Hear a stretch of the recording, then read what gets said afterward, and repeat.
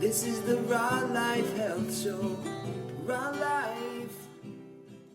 So that's why I said, it's about disease. It's not about healing. It's about disease, not about health. It's disease. If you don't have disease, you're healthy.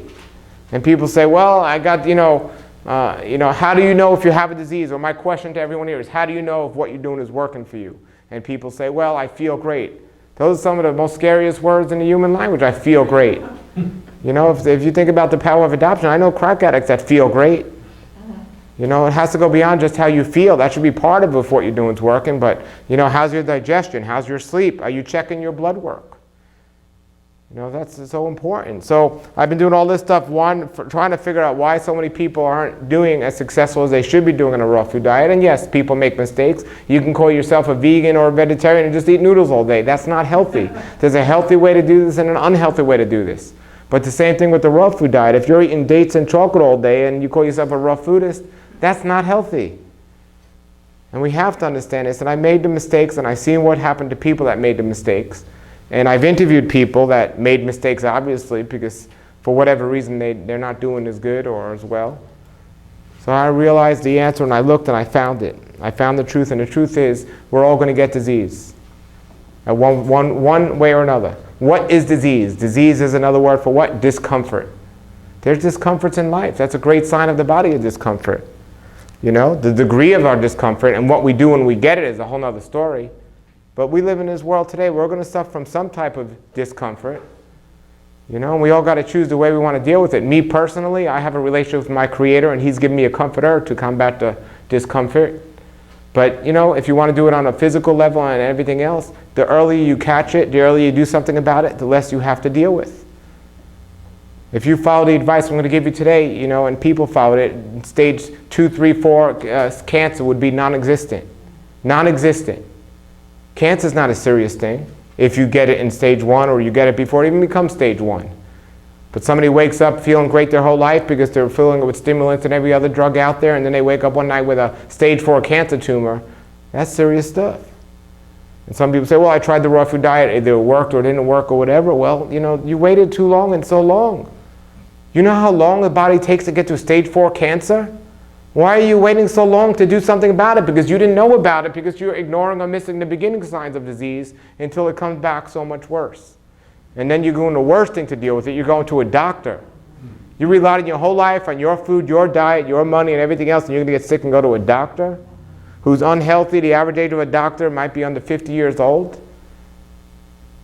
It's just, we don't think, but we don't know, because when our life is on the line, we don't want to take responsibility for the thing we caused or the cure we can have. We want to put it in somebody else's hand.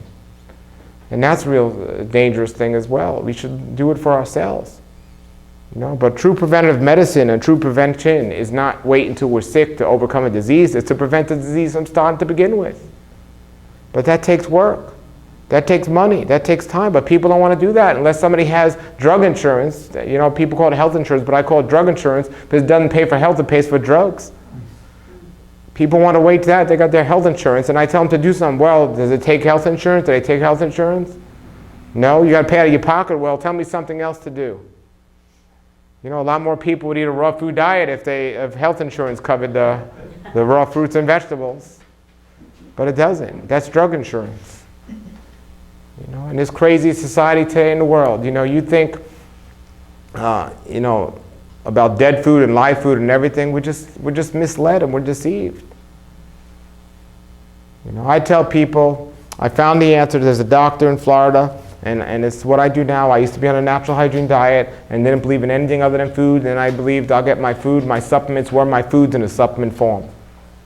Then when I realized the food just doesn't have everything we need in it, how can I do that? That doesn't make sense. Take food from a supplement from food. If what I need is not in the food, how could it be in a supplement? Food is completely important. It should be in everyone's diet because there are things in there that aren't discovered yet that we need. Nobody could survive without food.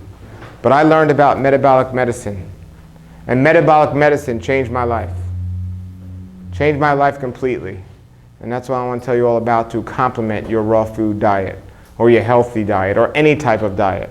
And that is, how do you know what's working for you? You got to check your blood work. Well, here's the problem. The average person will go to an average doctor and get an average blood test. And it means absolutely nothing.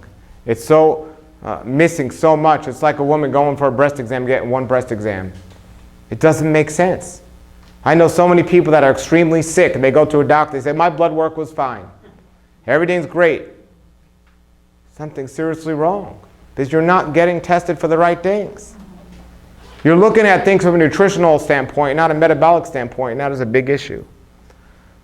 So I found out, I thought I was doing great. I felt great. Everything was going great. And then somebody told me about this doctor in South Florida, and I went there, and he had something called the longevity blood profile test.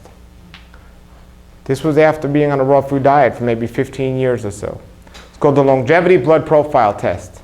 And I went, and I took the test, and within that test is a cancer blood profile test, which can tell somebody if they're developing cancer 10 years prior to a doctor be able to see it on a microscope.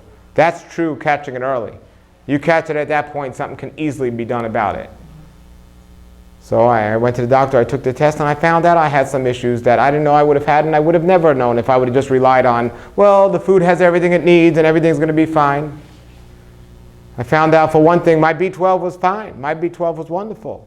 But I found out synergistically, B12 works with vitamin B6, folic acid, and these other things as well. And then my homocysteine was high, which is a direct response to there's something wrong with your vitamin B12. So even though your B12 might be okay, if your homocysteine is high, you could be at a danger for a heart attack. I would have never known that. I felt great. I was a young guy, eating raw foods for over 15 years. So I took a couple, he recommended a couple of supplements, took a couple of supplements, and it came down, got it better. There were a couple of other things. I had the DHEA of a 90-year-old. I felt great. There were no signs that I had that. Worked with him, took a couple of supplements, figured it out, got better, continued to experiment over the years, try to do it natural. Supplements are a short-term solution to a long-term problem, but until you figure it out, they can save your life. Nature's well, good for your health. This is the raw